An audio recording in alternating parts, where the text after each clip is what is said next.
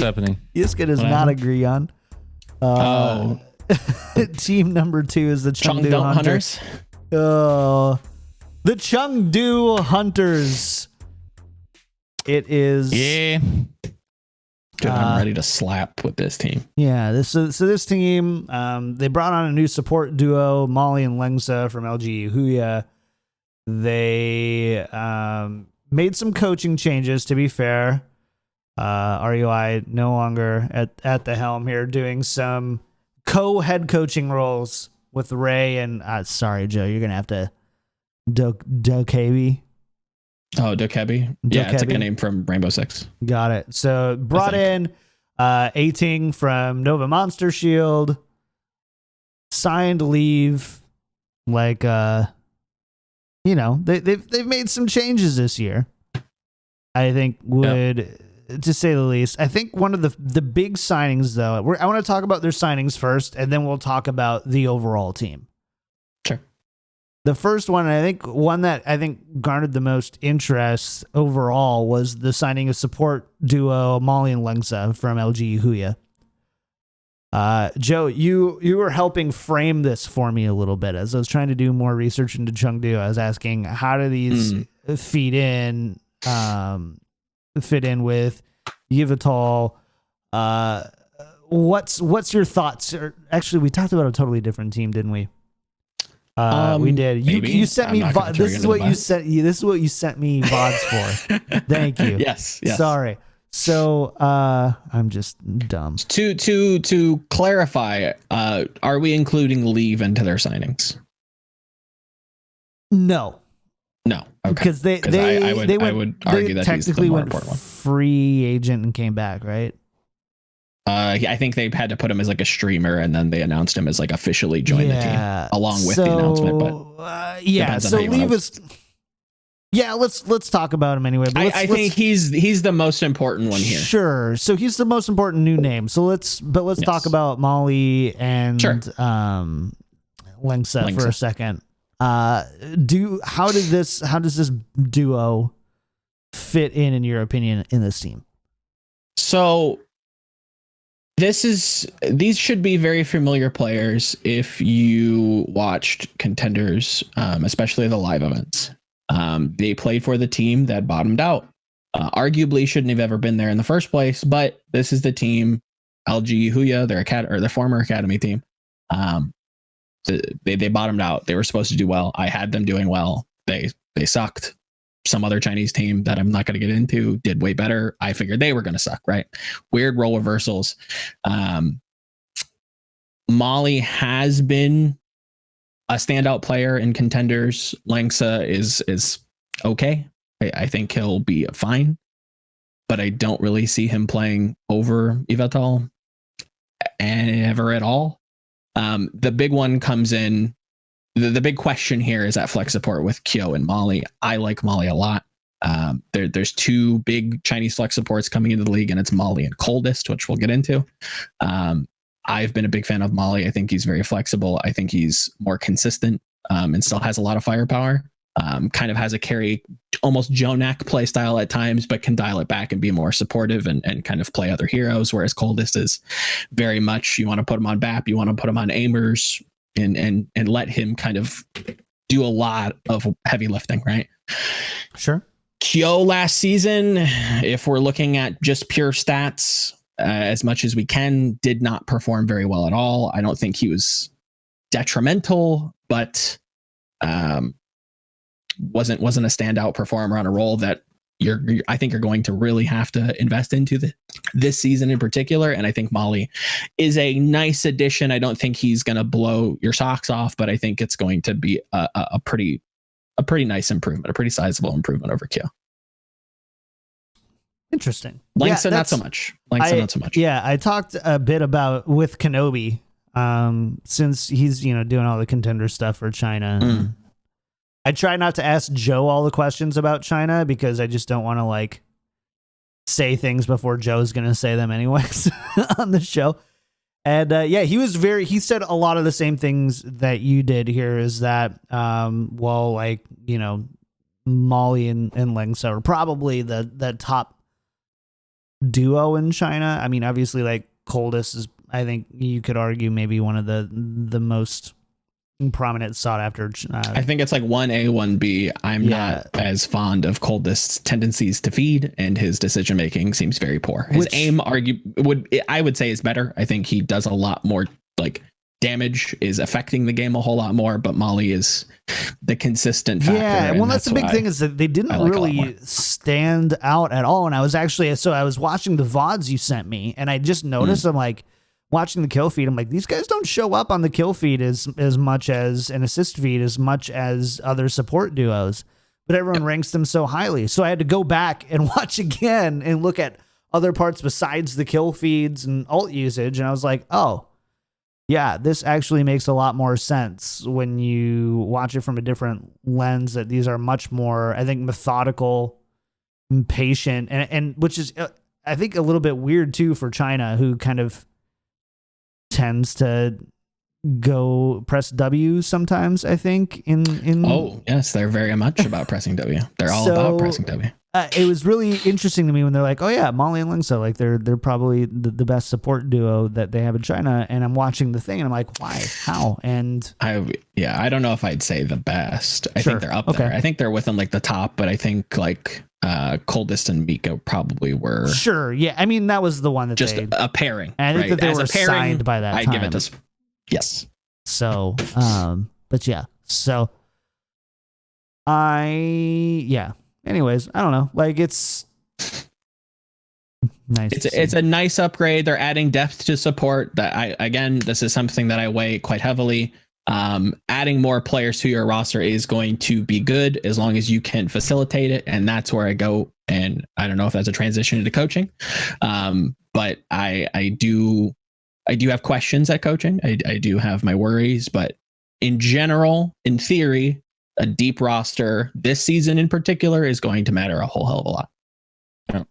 Sure. I will also say, to defend my placement, part of the equation of putting them solo was that they would not move in the transfer market. Yes. And I lost on that gamble. That's fine. I think more realistically, I wouldn't put them at 10. I would probably put them, I think anything from 13 to 11 would probably be my range. I would agree with that. Yeah, I think it depends on how you view leave. I think that is a very that's a gamble, and that's a gamble that I'm taking. But a lot of the criticisms, especially Sideshow's criticisms, that definitely do impact the community, is the questions at main tank. You know, we've seen Among play Wrecking Ball to a great level. He has played a lot of different things in contenders, but let's write that off as contenders, and he's just a ball one trick, hypothetically.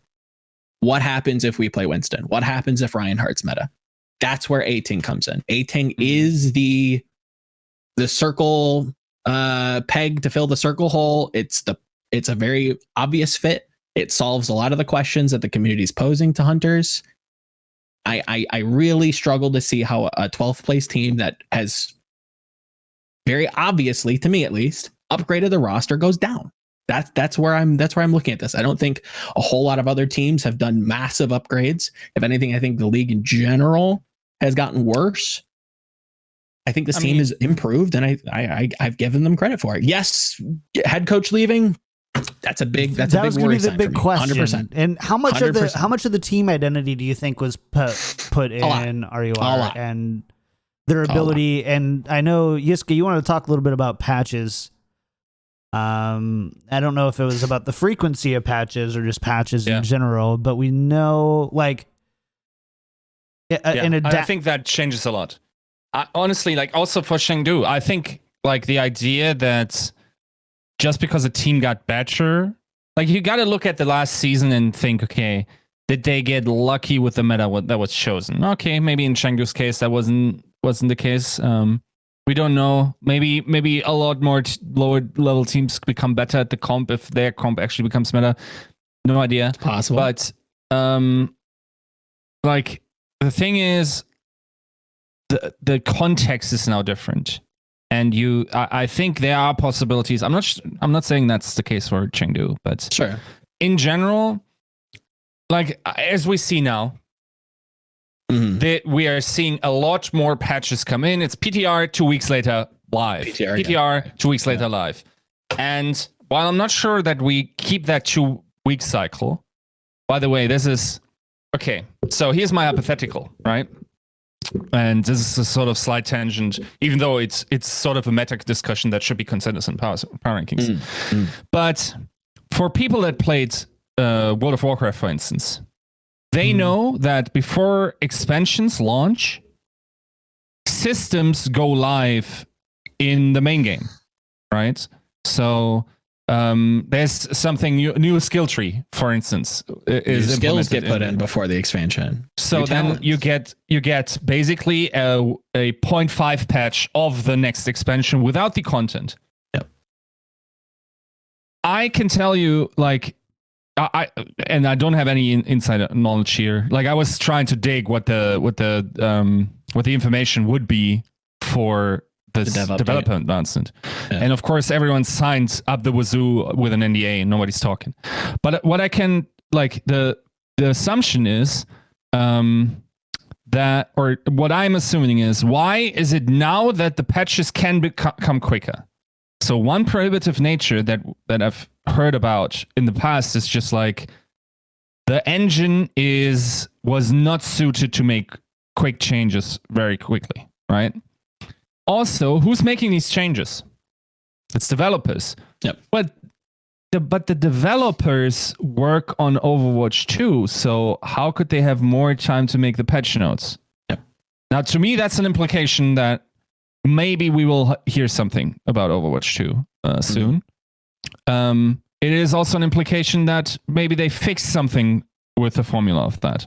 Like, for instance, I know that we heard after the first season, like, we couldn't get top-down views of certain maps because the client would glitch out for stuff like that, right?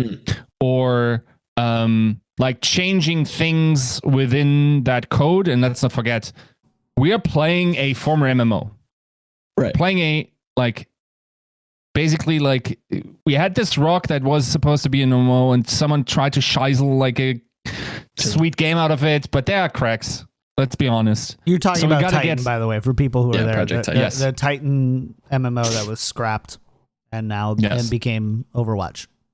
So now we need or we're getting a new engine, and we know that. I'm not sure if that new update would entail the engine.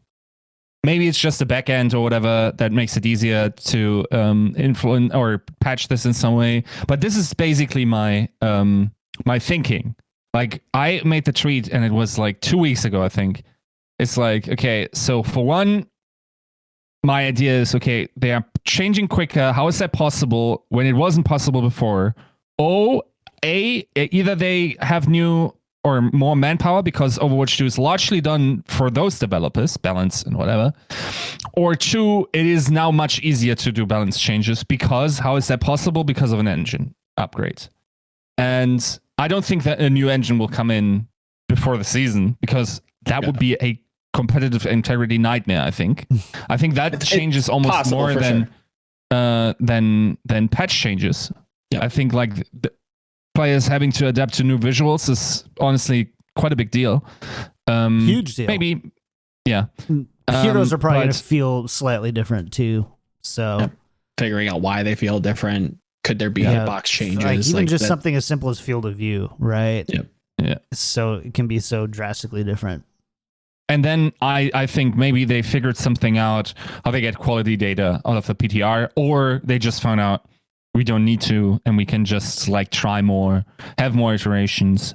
And we see, like, even the pessimists are currently like, okay, nice, we're getting the patches, right? It's coming. And that's my inference. Of course, it could be super off. Like, this is not if I had anything to report, you damn well know that I would make my employer some money, right? Yeah. But that's just my inference. So how does this affect Chengdu? I think, like, if the game switches more, okay. I don't know much about the coaching staff. It's all to a degree unfair because it's definitely arguing with the gap of what I have. I think this team would have been way better with, or had the potential to absolutely exploit that situation of an ever-changing meta with Ray. Yes, in with the Ray, mix. 100%. Because he is like He did weird years. He's been doing weird shit forever. Yes. I had to find the button. Sorry, kids.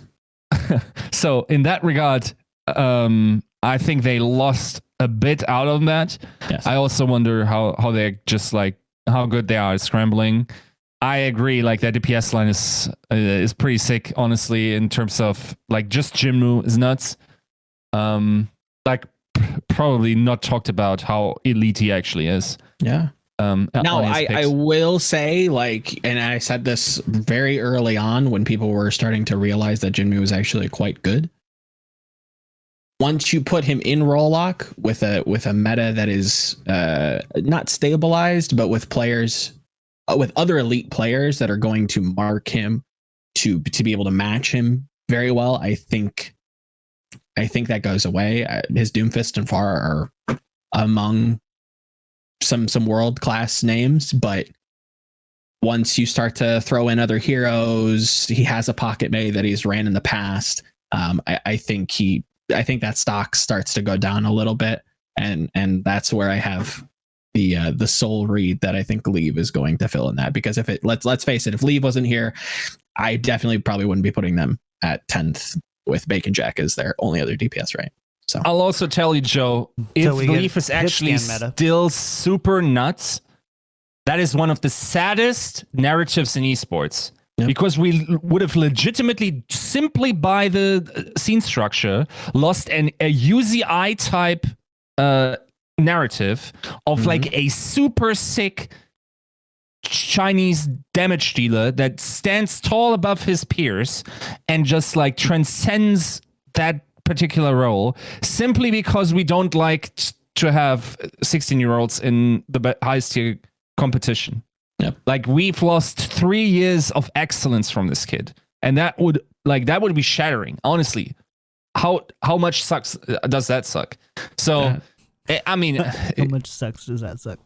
That was very German grammar that went there, but yeah. And that's the fun thing about him in particular is that, you know, Overwatch goes through this dry spell. He's not of age. He goes and plays PUBG, comes back.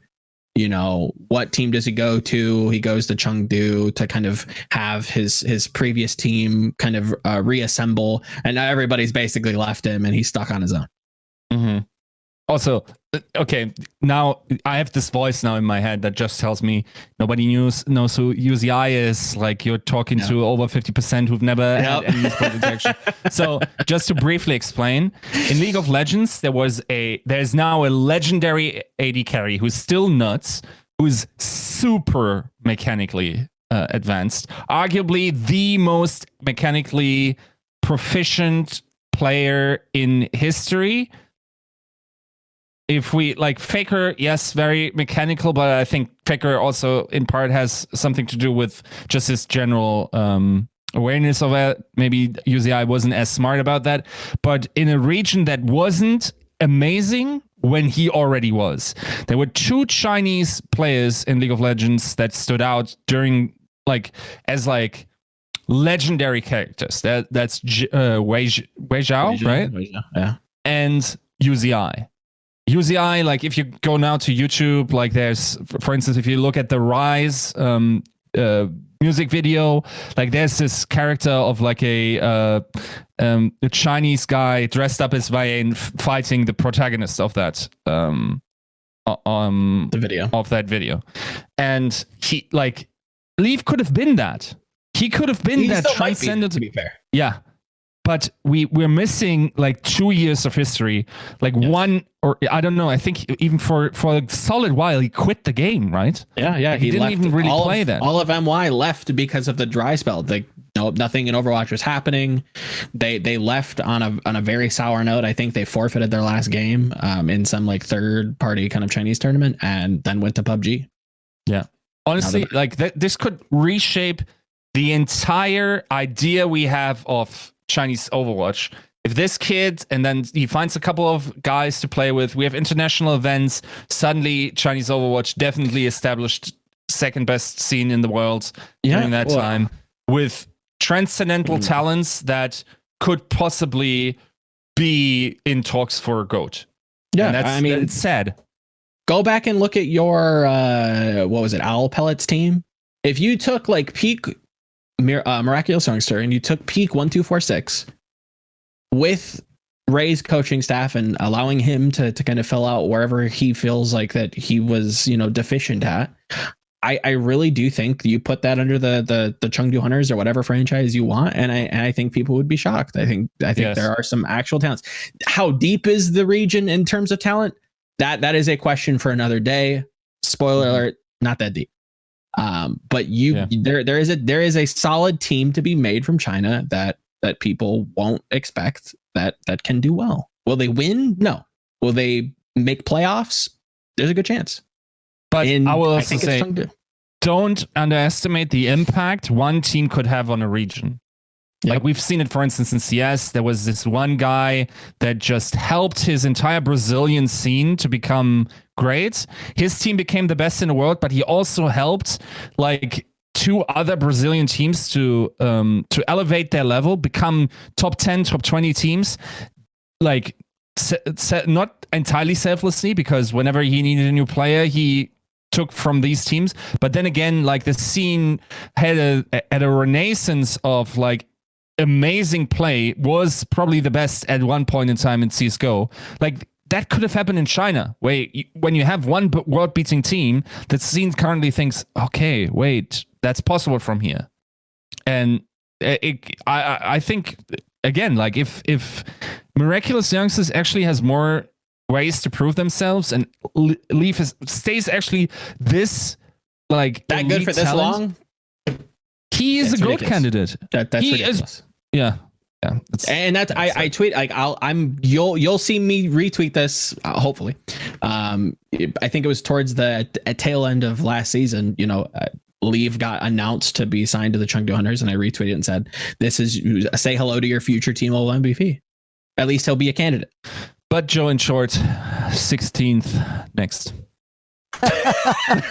Jesus, I mean, it's a segue. I think it's shocking that people put them this low. I think I'd be okay with anywhere from like 13 and up.